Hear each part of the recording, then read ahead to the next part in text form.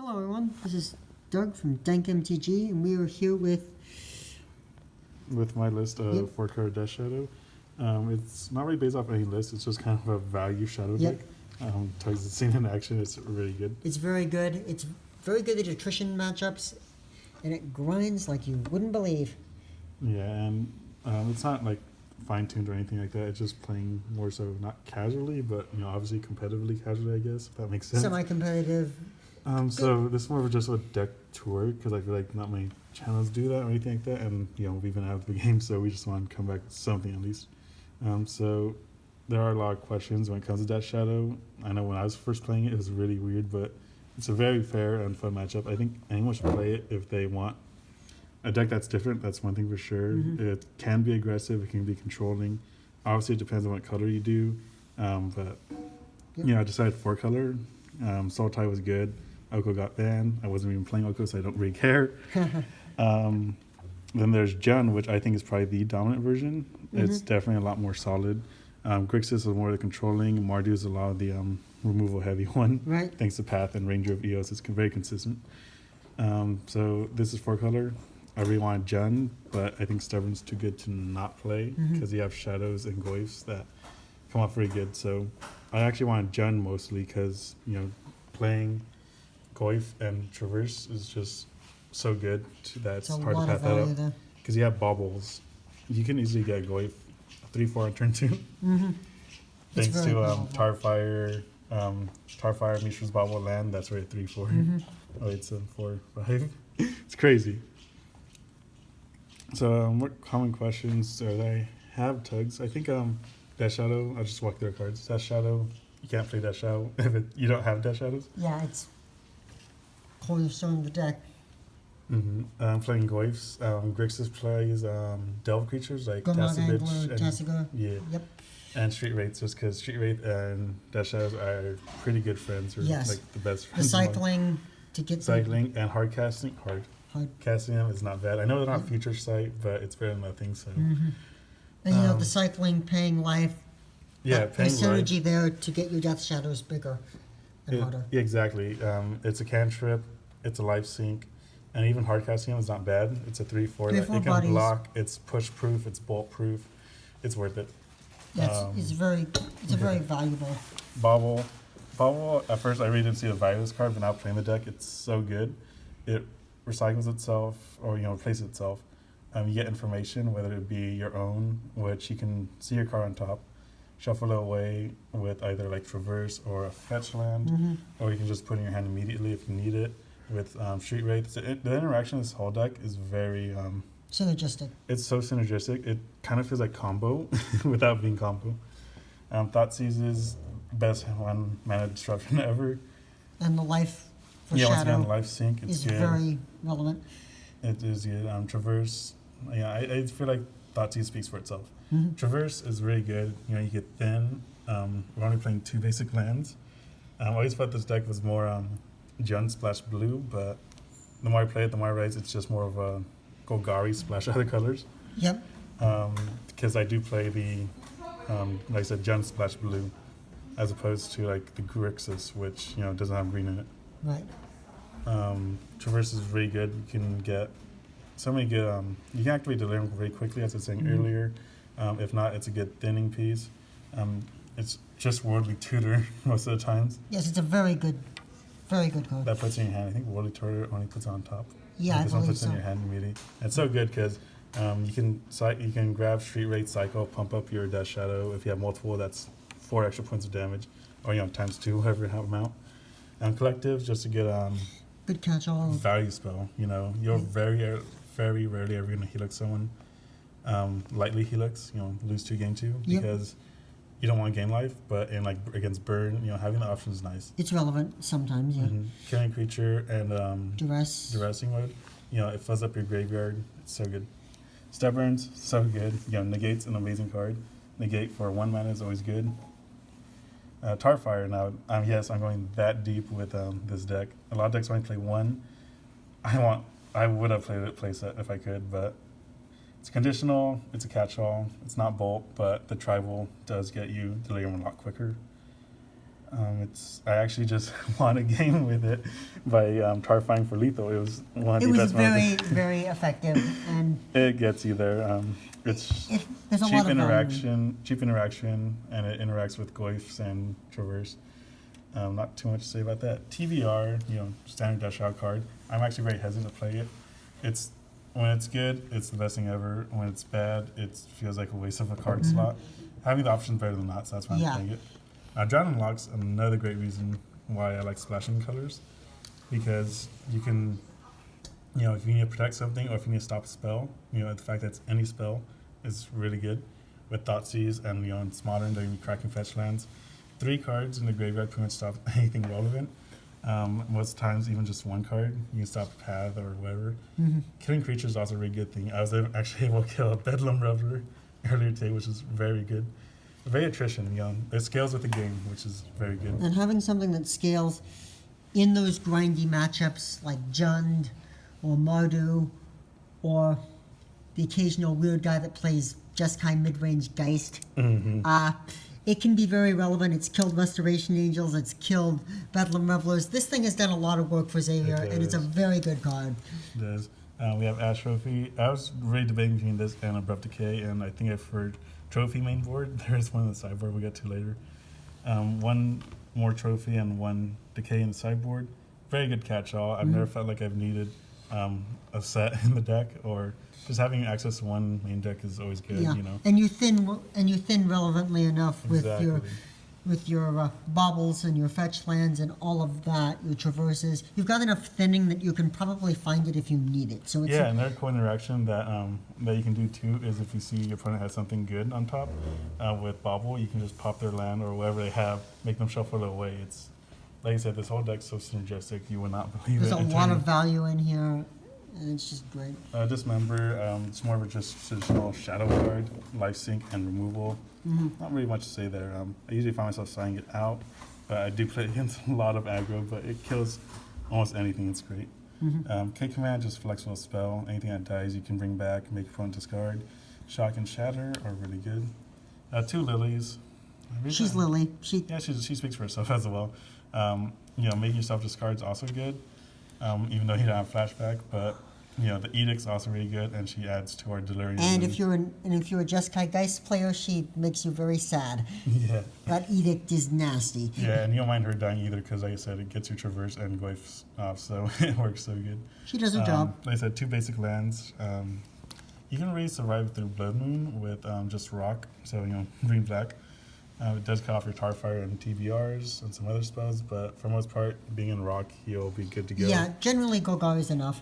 Even then, Death Shadows can almost always win races. So when you are Blood Moon, you're pretty much in Jund at that point, which a lot of this deck is already Jund. So Blood Moons don't really hurt you that much unless they catch you by surprise. So at that point, it's just Blood Moon wins the game, but it happens. Other than that, the land base is just 1 of each shock land in our colors, except for I think that is actually all of them, right, Joe? 1, 2, 3. Because we don't have anything white, so it cuts out 4 white lands. Yep. 6, yeah. Yeah, which 1 of each shock land. I know the Breeding Pool's not original. They're nothing. So I actually want to play 4 peat lands because it's a life sync and good late game. But I've been playing Warlock since that's what I do have.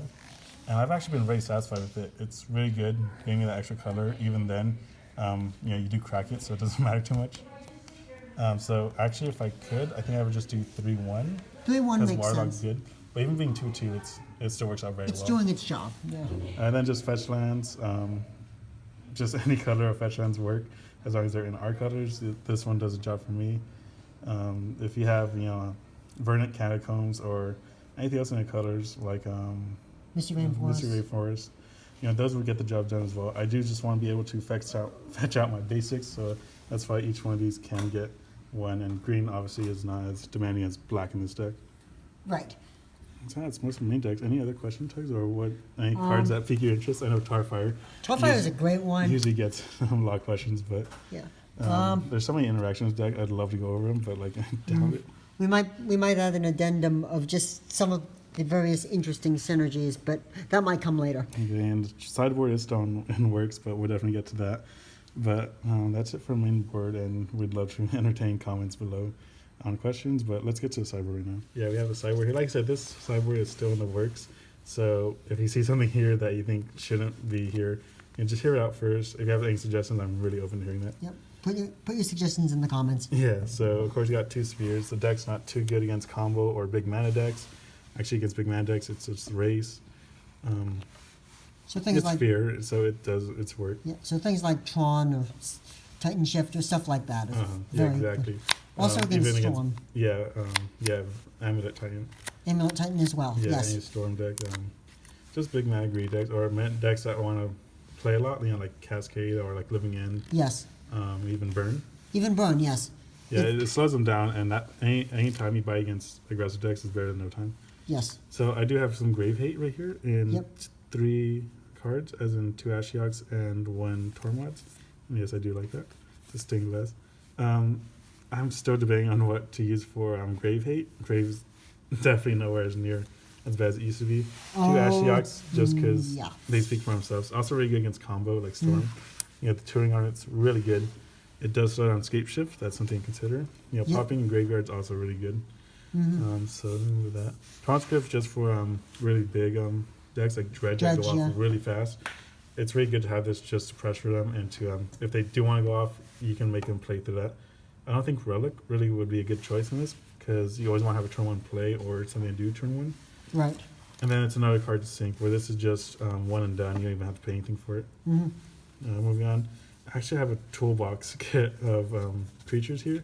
So going back to Traverse, it's really good. Once you get Delirium active, it's basically a toolbox card. So against like green mana bases, once again Tron, or even Titan, even Titan Shift and Amulet Titan.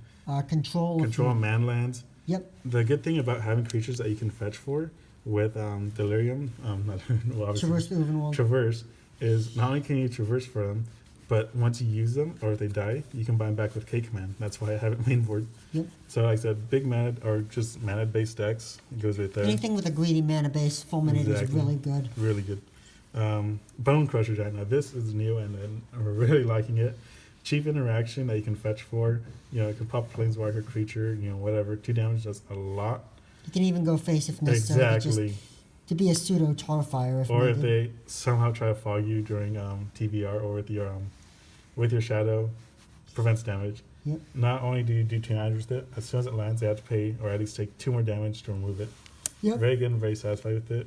It's a very cheap card to cast both ways. Against aggro and go wide strategies, any tokens, I was just playing against Pyromancer. The deck still does exist. Really good card right here, playing Engineer.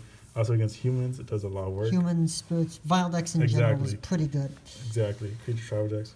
I have 1 more K command. I think after this, everything's singletons, but we'll still get to it. I want to have K command. I explained that on the main board very good. A trophy, once again, Yep. it's A trophy does well. It's another catch-all. Abrupt Decay, very good against control. Can be countered. Just another catch-all. A little more restrictive, but it does get the job done and without a debate. Only thing that stops it is next card here, Veil Summer. Really good against control. Control or even like hand hate decks. Yep. Like Jund, like I said, Mardu. I was just playing against even Mirror Rack. match. Exactly, it's really good. It's Veil Summer. Unfortunately, it's only 1 of, but I actually have some more counter spells which do almost the same thing. Stubborn, really good. Here's the 4th one. We explained it in the main deck, Exactly, so it's hard it does not its to job. play. And Mystical Dispute, just because it's a cheap counter spell when you need it, and other than that, when it's not, it's still a good counter spell. It still does its job. Yeah, exactly. It's mana leak, but 1 more mana or 1 less mana, which is still really effective. So if they try moving anything or it's just a counter spell. There's really not much to say. And counter spells are exactly what they say they are. Even better when they're cheaper. Yep. So yeah. Do you have any questions, Tugs, or any cards that really stick out to you, or things that have gotten me? The Veil of Summer is very good. Don't underestimate it. And it's just a 1 of 2. Yeah, exactly. So that just shows how versatile you are in your thinning. You can really get through this deck pretty quick and find what you're looking for. Bonecrusher Giant is very, very useful. It's gotten me a couple of times, and I see the value in it. It is. I am trying them out in Burn, but it's still in the testing phase, and Burn's a lot more demanding of a deck for what it needs as opposed to Shadow. It's very flexible. like I said, I really do want more creature toolbox ish, not to rely on traverse, but just because it's really good. Just some more synergy to add to an already synergistic deck. The reason I'm not playing Scoos for Graveyard Hate is because Scoos is pretty slow. It's very good, but you don't even want that life gain. Right. So like if you have something you want to get rid of, you have to drop it. Then you have to have more green mana to sink into it. Scoos is an amazing card, but in this deck, the life gains aren't too necessary. It's better for traditional rock than it is for this. We're too aggressive, and we don't want the life gain because it's actually anti-synergistic with what we want. And like other like taxing creatures or anything like that, I think those are on white, like Thalia, Grand Arbiter, and just other taxing cards. I don't think that there's anything in these colors, which is everything but white. Yeah. Same with Grave Hate. I think Yiddick's Jeller is probably like one of the few options. There's also that one zombie. I know Zach might plays a bit. Yeah. Yeah, but Ashiok's still just really good. So. Have you ever felt like you needed another Liliana? Not really, because this deck doesn't really revolve or like need Liliana. She's great if you get her, but you can still win so many games. She's more of she's there if you need her. If she exactly, she's a flex slot at that. Okay, that makes sense. Where if I did consider another Liliana, it's only if like the meta was very control heavy, so that way you or the meta really randomly liked Geist for some reason. Yeah, or like if it gets hexproof really like crazy. At that point, you just play Damnation and lots of board wipes. I think that does consider. I think that looks like everything. So yeah, I do like the question about the extra Liliana. Like I never thought I needed one. Twos have been good. Even maybe just like one of. Liliana's Hope would also be good because reanimating my creatures and killing small Last things. Hope is another good consideration. Board sweeps against that Mardu at one game where I just got clogged up with the board. Plague Engineering would have been perfect for that. Maybe something cheap like maybe like Anger of the Gods would be good. Anger could be pretty decent. And my creatures usually get out of that range really quickly. Other than that, I think that's about it. Maybe like Volcanic Fallout since you can't be countered, but I think at that point I'm like going way down the rabbit hole. Or just Pyroclasm. Yeah, maybe Pyroclasm, or if there's any creature that can do that. I know that there's the one. Martyr, There's the one Anger of the Gods thing that has the cycling for Sweltering Suns. That's it. That would be a bad idea. The deck does usually run off of 2 lands, 3 lands at most. You can, definitely hard cast the street rates, but you don't ever want to rely on having to do that. You don't. That's more of a last resort than it is a reliable thing. So so this is a very more of a casual deck tech than going in depths or anything like that. And I think I would like to see more deck techs like this, just because it's a lot more realistic than opposed to. This card, whatever, moving on. This is more of like a conversation about the deck than it is actually like just taking a deck apart. Like I said, this deck's very flexible and you don't have to copy the list exactly. I definitely didn't do that. But if you want to play Death Shadow... This is more of a suggestion of a shell from which you can build Yeah, exactly. I took a shell and I just moved on with that. And I don't even remember what the shell was. I just remember saying, okay, so I see what their list, here's what I would like to do with it. Yes, and that tends to be a very good way to build decks. You're still technically net decking, but you're also putting your own spin on it to where you have your own customization and your own input into the deck building process. And I think the whole net decker versus homebrew argument can be discussed at a later date, but I think there is a way you can compromise and basically do both. And that's what we've tried to do here. Yeah, especially like when you do get to main competitive scene, it's kind of hard to just rely on homebrews.